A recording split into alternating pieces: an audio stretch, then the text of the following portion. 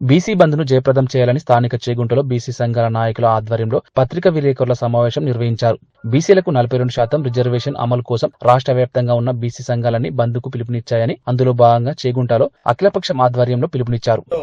బీసీలందరూ రేపు చేగుంట బంద్కు జేఏసీగా ఏర్పడి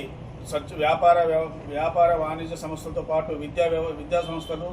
పెట్రోల్ బంకులు మరియు అందరినీ కూడా చేగుంట జేఏసీ, బీసీ జేఏసీ రేపు తెలంగాణ 42% బీసీ రిజర్వేషన్కి మద్దతు ఇవ్వమని చెప్పేసి జేఏసీగా ఏర్పడి ఈరోజు చేగుంట ప్రజానీకానికి వ్యాపారస్తులందరినీ కూడా 42%కి మద్దతు తెలుపమని చెప్పి రేపు బంద్కు రేపు ఆల్ పార్టీస్ తరఫున బీసీల కోసం 42% రిజర్వేషన్ కోసం బీసీలందరూ ఐక్యతగా ఏర్పడి మరి స్వచ్ఛందంగా బంద్ ప్రకటించాలని చేగుంట అన్ని పార్టీల నాయకులు జేఏసీగా ఏర్పడి రేపు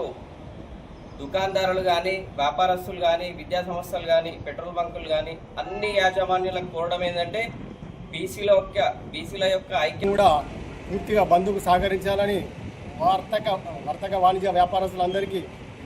తెలంగాణ జేఏసీ తరఫున, చేగుంట మండలి జేఏసీ తరఫున కూడా అందరూ స్వచ్ఛందంగా సహకరించాలని తెలియజేస్తున్నారు.